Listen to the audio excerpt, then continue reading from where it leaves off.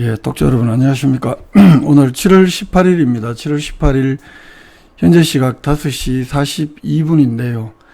오늘은 여러 가지 이유로 제가 라이브를 하지 않고 녹화로 진행을 하고 녹화로 방송을 진행을 하고 영상을 올려놓겠다는 말씀 드립니다.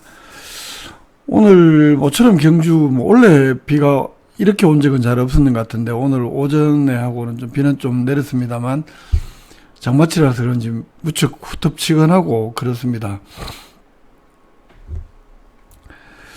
코로나19는요 오늘 0시 현재 191명 추가로 확진받으면서 우리 경주에 72,334명, 7월달 들어서만 2,327명, 주마다 계속 확진자가 좀 늘어나고 있는 추세인데, 지난주 월요일 날이 우리 경주에 69명이었거든요. 오늘 보면 191명이니까 지난주 월요일보다 한 3배 많다.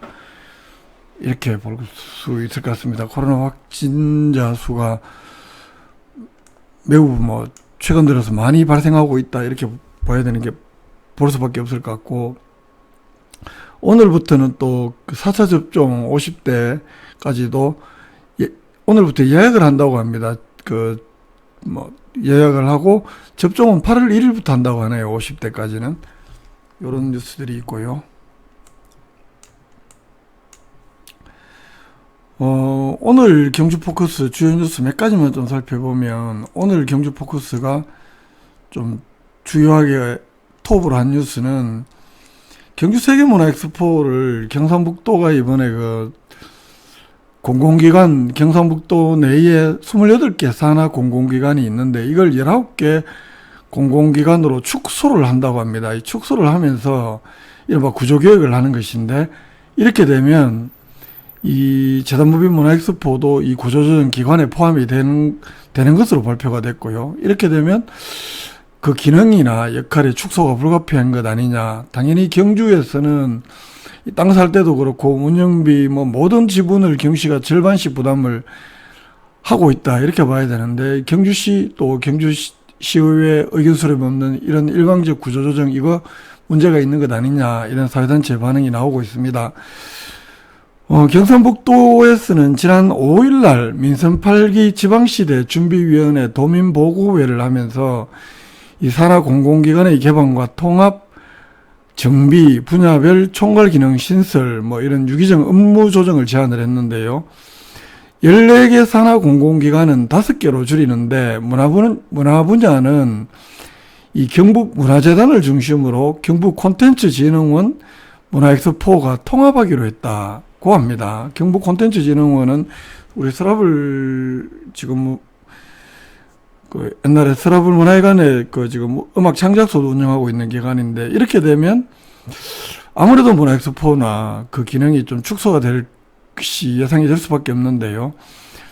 이 재단법인 문화엑스포는 1996년에 설립이 됐습니다. 재단 설립 때나 그리고 지금 한 해에 한 20억씩 건물 유지비, 공원 유지비, 또 민간 콘텐츠 운영비가 1년에 18억, 그러면 건물 유지비 20억은 경상북도하고 경주시가 10억씩, 또 민간 콘텐츠가 운영하는 비용은 연간 18억인데 이건 경주시하고 경상북도가 9억씩 이렇게 분담을 하고 있고요. 이게 처음에 96년에 경상북도가 문화엑스포를 설립할 때도 경주시에서 무려 25억이나 출연을 했습니다. 경상북도가 28억, 문화관광부가 50억 이렇게 출연했었는데 경주시가 25억이나 출연했고, 또 99년에 주식회사 도토락으로부터 우리 지금 경주세계문화엑스포 대공원 이 부지를 매입할 때에는 전체 부지 매입비가 550억이었는데 이 경주시가 여러 논란 끝에 275억, 약이 아니고 절반을 경주시가 부담해서 매입하기도 했습니다. 오늘에 말씀드렸다시피 공원 시설 운영비나 콘텐츠 운영비도 경주시하고 경북도가 매년 절반씩 분담을 하고 있고요. 올해의 경우 엑스포 대공원 시설 유지비가 20억인데 경상북도 10억, 경주시 10억씩 내고 있고, 또 민간 콘텐츠 운영비도 18억이나 들이는데 경주시 9억, 경상북도 9억.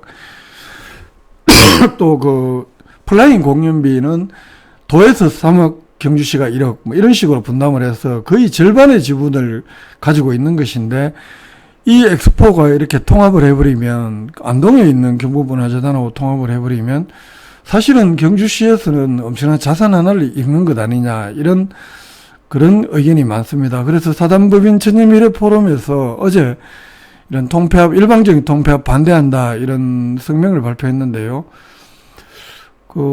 이거는 뭐 여러 가지 지분, 제가 설명해 드린 대로 전체 공원 땅 면적의 50%를 경주시가 가지고 있을 정도로 여러 가지로 시민의 자존심이 깃들어 있는 엑스포 대공은 시민들의 의견 안 들어보고 일방적으로 안동에 있는 경부문화재단 산하로 통폐합하겠다는 것은 행정 편의주의를 넘어선 행정 독재다, 이렇게까지 비판을 했고요. 그리고 통폐합이 필요하다면 경주 시민을 대변하는 시의회, 또 지역 문화예술단체 등과도 객관적이고 투명한 이런 협의 과정을 거쳐야 된다, 이렇게 지적을 했고요. 경주시의회에서도 뭐 대응책을 논의를 하고 있다고 하고, 문화 관련 상임위원장도 그저께 엑스포를 방문해서 현황 파악을 했다고 하는데, 아마 오늘부터 시의회 임시회가 열리고 있으니까 이 문화행정위원회에서 어떤 논의가 있고 또 입장이 나올 걸로 저는 예상을 해봅니다. 다음 소식요. 지금 그저께부터 SOC 분야라든가 경주 포커스가 내년도 경주시 국비건의 신규 사업 문화예술 분야 알아봤고, 또 오늘은 SOC 분야를 알아볼 텐데, SOC 분야에서는 지난번에 요 두 개의 기사 나간 것은 국비건 문화체육 분야 지난번에 보도가 나갔고요. 그리고